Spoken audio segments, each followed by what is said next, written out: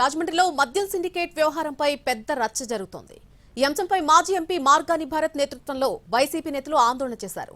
జిల్లా ఎస్పీకి ఫిర్యాదు చేయడానికి ర్యాలీగా బయలుదేరిన వైసీపీ నేతలను పోలీసులు అడ్డుకున్నారు. దీంతో భరత్ తో పాటు వైసీపీ నేతలు కార్యకర్తలు బైఠాయించి నిరసన తెలిపారు. కల్తీ మద్యం అమ్ముతూ లిక్కర్ సిండికేట్ నడుపుతున్న వాళ్లను కఠినంగా శిక్షించాలని డిమాండ్ చేశారు. రాజమండ్రి అంతటా గల బెల్ట్ షాపులను వెంటనే మూసివేయాలన్నారు భరత్.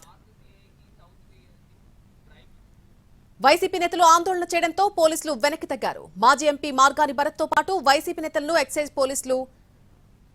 పోలీస్ అధికారిని వారు కలవడం జరిగింది. దీంతో ఆయనకు తమ ఫిర్యాదును అక్కడ అందజేశారు. మద్యం సిండికేట్ వ్యవహారం గురించి వివరించి బాధ్యులపై కఠిన చర్యలు తీసుకోవాలని డిమాండ్ చేశారు మార్గాని భరత్.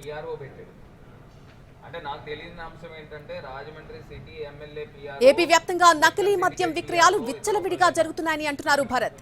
తూర్పుగోదావరి జిల్లాలో రాజమండ్రి నగర అధ్యక్షుడు ఆధ్వర్యంలో లిక్కర్ సిండికేట్ నడుపుతున్నారని చెప్పారు.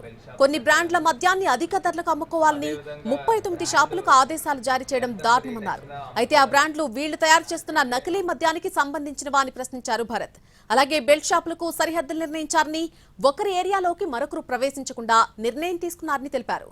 ఎక్సైజ్ అధికారులకు ఇవ్వాల్సినటువంటి లంచం పైన చర్చించారని వివరించారు వైసీపీ నేత భరత్.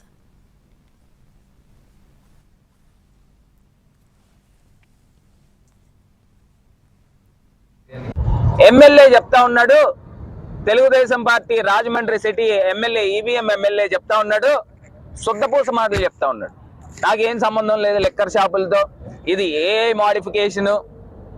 నేను అడుగుతా ఉన్నా, నీకు సంబంధం లేకపోతే నీ పిఆర్ఓ ఇప్పుడు లిక్కర్ సిండికేట్ మీటింగ్ ఉంది, 11:30కి మీటింగ్ ఉందని నీ పిఆర్ఓ ఎమ్మెల్యే ఇది ప్రోగ్రామ్స్ ఏమని పెట్టాడు, 17వ తారీఖున ఉదయం 11:30కి శ్రీకన్య ఇన్లో మీడియా మిత్రులందరికీ కూడా లిక్కర్ షాప్ ఓనర్లు సిండికేట్ అంతా కూడా మీటింగ్ పెడతా ఉన్నారు, ప్రెస్ మీట్, మీరు హాజరు కండి అని చెప్పి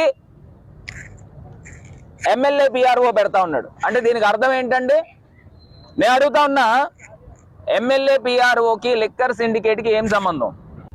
ఎమ్మెల్యే చెప్తా ఉన్నాడు, Telugu Desam party Rajahmundry city MLA EVM MLA చెప్తా ఉన్నాడు, శుద్ధపూస మాటలు చెప్తా ఉన్నాడు. నాకేం సంబంధం లేదు లిక్కర్. రాజమండ్రిలో మద్యం సిండికేట్ వ్యవహారం నిన్న బట్టబయలు చేశారు వైసీపీ మాజీ MP Margani Bharat. Rajahmundry urban rural ప్రాంతాలు కలిపి మొత్తం 39 మద్యం షాపులు కుమ్మక్కై జనాన్ని దోచుకుంటున్న తీరును ఆయన వివరించారు. ఈ మొత్తం వ్యవహారాన్ని టీడీపీ నగర అధ్యక్షుడు మజ్జి రాంబాబు నడిపిస్తున్నారని ఆరోపించారు. ఎంఆర్పీ కంటే ఎక్కువ ధరకు మద్యం అమ్ముతూ కల్తీ మద్యాన్ని ప్రోత్సహిస్తున్నారని ఆయన ఆరోపించారు. ఎక్సైజ్ అధికారులకు లంచాలిస్తున్నారని, విచ్చలవిడిగా బెల్ట్ షాపులు పెట్టారని అన్నారు. అంతేకాదు రాజమండ్రిలో ఉన్నటువంటి హోటల్ ఆనంద్ రెజెన్సీలో ఒక గదిలో ఎక్సైజ్ అధికారులు లిక్కర్ సిండికేట్ నాయకుల సమావేశం ఆడియోను మార్గాని భరత్ రిలీజ్ చేశారు. అంతేకాదు ఎమ్మెల్యే ఆదిరెడ్డి వాసుకి టీడీపీ అధ్యక్షుడు మజ్జి రాంబాబు బినామీగా ఉన్నారని ఆరోపించారు. ఈ అంశంపై కేసు నమోదు చేసి సమగ్ర దర్యాప్తు చేయాలని డిమాండ్ చేశారు మార్గాని భరత్. బైలాలు రాసుకుంటారంట, ఒకళ్ళు బెల్ట్ షాప్ పరిధిలో ఇంకోళ్ళు దూరకూడదంట. దానికేమో 100 రూపాయల స్టాంప్ పేపర్ మీద పూచీకత్తి కింద ₹1,00,000 క్యాష్ కాదు ₹1,00,000 చెక్లు ఇచ్చుకుందాం, అవసరమైతే బ్లాంక్ చెక్లు ఇప్పిద్దాం, ఈయన మాట్లాడుతున్నాడు. అంటే ఎంత దారుణంగా వీళ్ళు మద్యం వ్యాపారం చేస్తూ ఓ పక్కనేమో కల్తీ మద్యం, ఇంకో పక్కనేమో నకిలీ మద్యం, ఇంకో పక్కనేమో బెల్ట్ షాపులు, ఇంకో పక్కనేమో రేటు పెంచేసుకుని అమ్ముకుందాం, ఇంకో పక్కనేమో సిఏలకు లంచాలు ఇద్దాం. దీంట్లో ఏపీ ఎక్సైజ్ యాక్ట్ ప్రకారంగా 37A 39/1-2 సెక్షన్స్ కిందన నాన్ బెయిలబుల్ అరెస్ట్ చేయాలి. నాన్ బెయిలబుల్ అరెస్ట్ వారెంట్ తీసుకుని వెళ్ళి ఇమ్మీడియట్ గా, చిత్తశుద్ధి కనుక ఈ ప్రభుత్వానికి ఉంటే, ఈ కూటమి ప్రభుత్వానికి ఇమ్మీడియట్ గా పోలీసులు ఇంటికి వెళ్ళి అరెస్ట్ చేయాలి. ఇతనికి ఇంత సామర్థ్యత లేదు, ఈ వ్యక్తి అంత సీన్ లేదు.